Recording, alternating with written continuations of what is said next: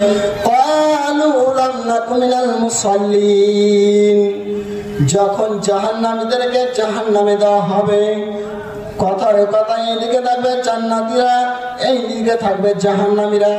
তাদেরকে জাহান্নামীদেরকে জিজ্ঞাসা করবে, মা সালাকাকুম ফি সাকার, তোমাকে খাতারনাক জাহান্নামে কিসের জন্য তোমাকে আসতে হয়েছে? তখন তার সেই জাহান্নামীরা তখন বলবে, ক্বালু লাম নাকু মিনাল মুসাল্লিন, আমরা মুসাল্লি ছিলাম না, আমরা মুসাল্লিদের সঙ্গে আমরা শামিল ছিলাম না, আমরা সালাত আদায় করতাম না। তারা কেঁদে কেঁদে তারা দ্বিতীয় নাম্বার বলবে, ওয়ালাম নাকু নুতইমুল মিসকিন, আমরা মিসকিনদেরকে আমরা খাবার দিতাম না, আমরা অসহায়দেরকে আমরা খাবার দিতাম না, তার কারণে আজকে আমরা এই জাহান্নামে চলে এসেছি। মরণ পাখি যেদিন এসে করবে ডাকাডাকি,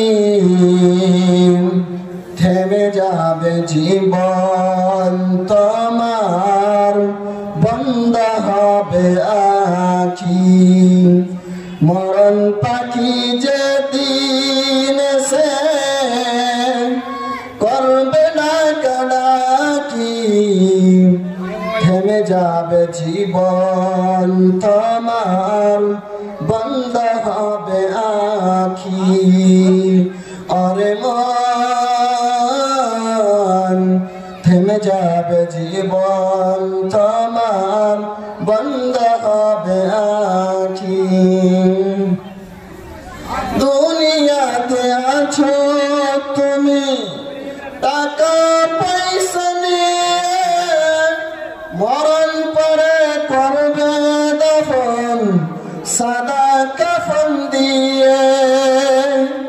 যাইবা তুমি খালি হাতে, যাইবা তুমি খালি হাতে, থাকবে পরে সবই, থেমে যাবে জীবন তোমার, বন্ধ হবে আঁখি।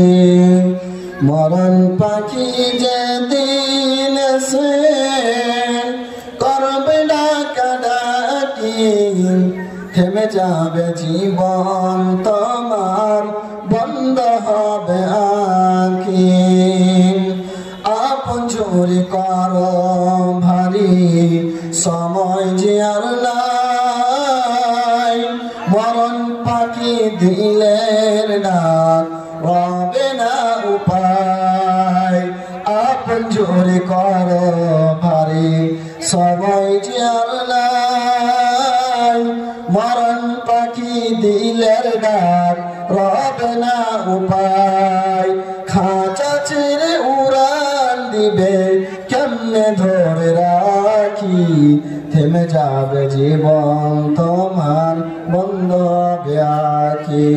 আসসালামু আলাইকুম। বন্ধুগণ, আল্লাহ সুবহানাহু ওয়া তাআলা আমাদেরকে কেন সৃষ্টি করেছেন? আল্লাহ সুবহানাহু ওয়া তাআলা আমাদেরকে সৃষ্টি করেছেন, একটা উদ্দেশ্য রয়েছে, যে আল্লাহ সুবহানাহু ওয়া তাআলা কোন ব্যক্তিকে 50 বছর, কোন ব্যক্তিকে 80 বছর, এইরকম করে আল্লাহ সুবহানাহু ওয়া তাআলা সময়টুকু দিয়েছে একমাত্র কেবল আল্লাহ সুবহানাহু ওয়া তাআলা পরীক্ষা করার জন্য বান্দাকে, যে বান্দাকে আমি 50 বছর 70 বছর মানে এইরকম করে বয়সটুকু আমি বান্দাকে দিলাম, সে বয়সটুকুর মধ্যে আমার বান্দা আমাকে স্মরণ করছেই করে না। তারপরে আল্লাহ সুবহানাহু ওয়া তাআলা, যারা আল্লাহ সুবহানাহু ওয়া তাআলা জিকির আজকার করবে, যারা আল্লাহ রাসূলের হাদিসকে অনুসরণ করে চলবে, তাদের জন্য কাল কিয়ামতের দিন জান্নাত রয়েছে। আমি আপনাদের সম্মুখে কোরআনুল কারীম থেকে একটি আয়াত প্রদর্শন করেছি, সূরা বাকারা থেকে, আল্লাহ রাসূলের একটি হাদিস পেশ করেছি। আয়াত এবং হাদিসকে সামনে রেখে আমি মূল্যবান কথা তুলে ধরবো ইনশাআল্লাহ আজিজ।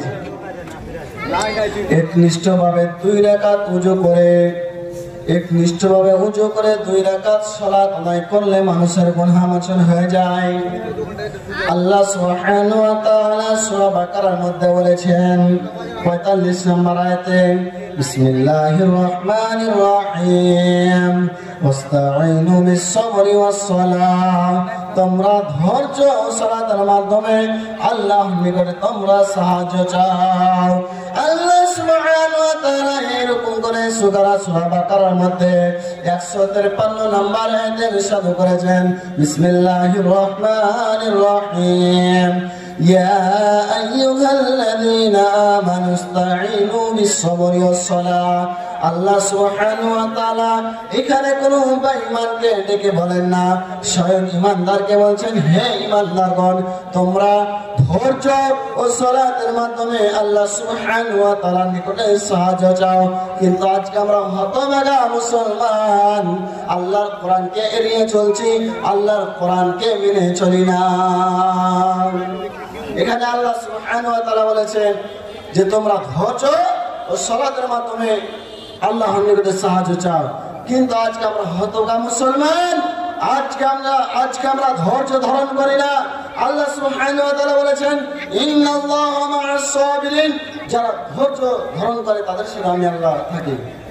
তাহলে কি বুঝতে পারলেন যে আমাদেরকে ধৈর্য হারাতে হবে না, ধৈর্য রাখতে হবে। হযরত আইয়ুব আলাইহিস সালামের মতো আমাদেরকে ধৈর্য ধারণ করতে হবে। আল্লাহ সুবহানাহু ওয়া তাআলা সূরা আনকাবুতের মধ্যে ইরশাদ করেছেন, ইন্নাস সালাতা তানহা আনিল ফাহশাই ওয়াল মুনকার, নিশ্চয় যারা সালাত আদায় করে তারা মুনকার অর্থাৎ খারাপ কাজ থেকে বেঁচে থাকে।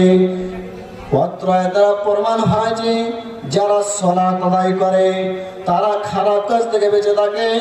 এবার আপনি প্রশ্ন করবেন, মাওলানা সাহেব, আমি উম্মুক ব্যক্তিকে আমি সালাত আদায় করতে দেখি 5 ওয়াক্তের, কিন্তু সেই ব্যক্তি খারাপ কাজ থেকে বেঁচে থাকতে পারছে না কেন? বন্ধুরে, তার একটাই কারণ যে আল্লাহ সুবহানাহু ওয়া তাআলার নিকটে তার সালাতের মতন আমল গ্রহণযোগ্য হচ্ছে না। কোন ব্যক্তি 5 ওয়াক্তের সালাত আদায় করছে কিন্তু সেই ব্যক্তি খারাপ কাজ থেকে বেঁচে থাকতে পারছে না, তার একটাই কারণ যে আল্লাহর নিকটে তার সালাতের মতন আমল গ্রহণযোগ্য হচ্ছে না। তার দুয়ার মাঝে হোক, সিজদার মাঝে হোক, যে কোনো জায়গা হোক, তার ভুল যদি হচ্ছে তার কারণে সে খারাপ কাজ থেকে বেঁচে থাকতে পারছে না। আল্লাহ সুবহানাহু ওয়া তাআলা সূরা মুমিনের মধ্যে ইরশাদ করেছেন 1-2 নম্বর আয়াতে, বিসমিল্লাহির রহমানির রহিম قد أفلح المؤمنون الذين هم في صلاتهم خاشعون। সেই সব মুমিন সফল হলো যারা আল্লাহর ভয়ের আশায় একনিষ্ঠভাবে সালাত আদায় করে। যারা জাহান্নামের ভয়ের আশায় সালাত আদায় করে তারাই কাল কিয়ামতের দিন সফল হলো।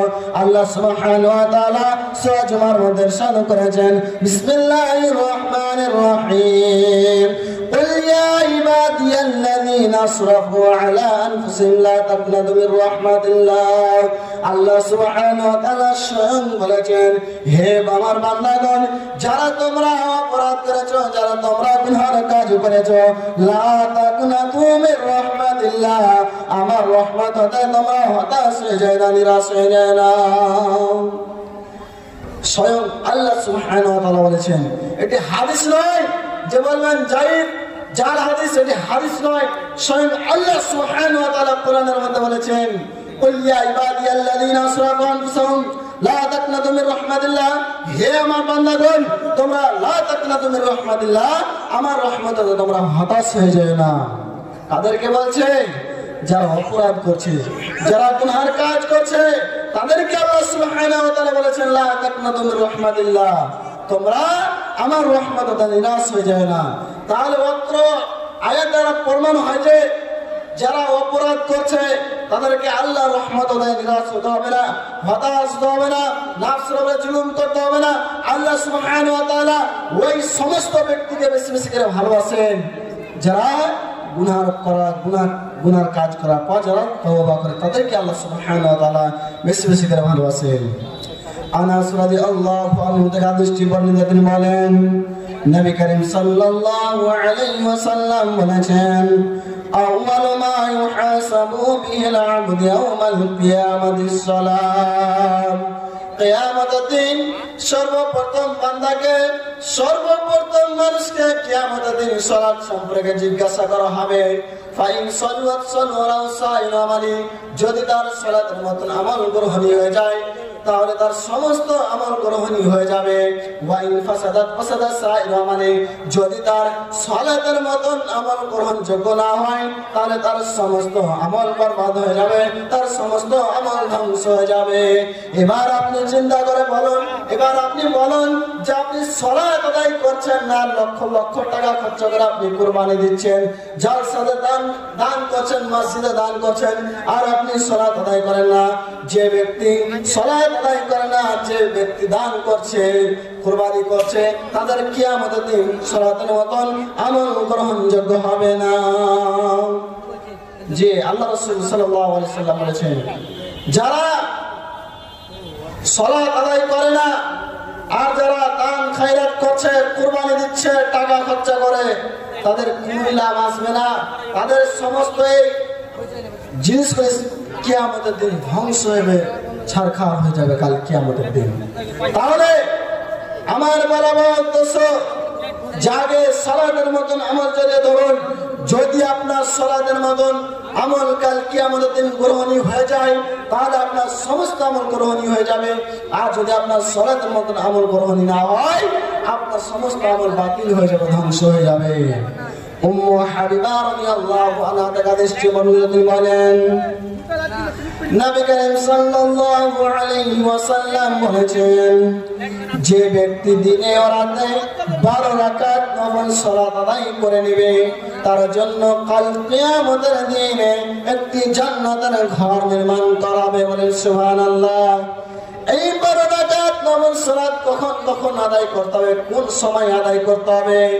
রাসূল সাল্লাল্লাহু আলাইহি ওয়াসাল্লাম বলেছেন, জোহরের পূর্বে 4 রাকাত, পরে 2 রাকাত, মাগরিবের পরে 2 রাকাত, ইশারের পরে 2 রাকাত, আর ফজরের পূর্বে 2 রাকাত। এই 12 রাকাত নফল সালাত যে ব্যক্তি আদায় করে নেবে তার জন্য কাল কিয়ামতের দিনে জান্নাতের ঘর নির্মাণ করা হবে। তাহলে আজকে আমরা হতভাগা মুসলমান, আজকে আমরা এত ওয়াফার পেয়ে কিন্তু আজকে আমরা ছেড়ে দিচ্ছি, কিন্তু কাল কিয়ামতের দিন আজকে আমরা আল্লাহকে অনুসরণ করি না, আল্লাহ রাসূলের হাদিসকে অনুসরণ করি না, কিন্তু কাল কিয়ামতের দিন যখন আপনাকে জাহান্নামে নিক্ষেপ করা হবে তখন আপনি বলবেন, আমি যদি দুনিয়াতে যদি আমি নামাজ পড়তাম, রোজা রাখতাম, আমি যদি সালাত আদায় করতাম, আমি যদি মসজিদে 15টা মিনিট সময় দিতাম, তাহলে আমাকে খতরনাক জাহান্নামে আজকে আমাদেরকে এই জাহান্নামে আসতে হতো না। জি, জাহান্নামে সেই দিন মানুষেরা যুগ যুগ ধরে সেই জাহান্নামে বাস করবে, তাদের কোনো উপায় থাকবে না বাঁচার। যাদের সালাতের মতন আমল গ্রহণযোগ্য হবে না তাদেরকে তাদেরকে জাহান্নামে নিক্ষেপ করা হবে। কেননা আল্লাহ সুবহানাহু ওয়া তাআলা সূরা মুদ্দাসিরের মধ্যে ইরশাদ করেছেন, 45 নম্বর আয়াতে ইরশাদ করেছেন, বিসমিল্লাহির রহমানির রহিম, ক্বালু লাম নাকু মিনাল মুসাল্লিন। যখন জাহান্নামীদেরকে জাহান্নামে দেওয়া হবে, কথার কথা এইদিকে থাকবে জান্নাতীরা, এইদিকে থাকবে জাহান্নামীরা।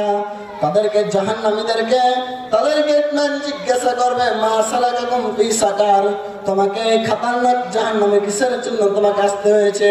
তখন তার সেই জাহান্নামীরা তখন বলবে, ক্বালু লাম নাকু মিনাল মুসাল্লিন, আমরা মুসাল্লি ছিলাম না, আমরা মুসাল্লিদের সঙ্গে আমরা শামিল ছিলাম না, আমরা সালাত আদায় করতাম না।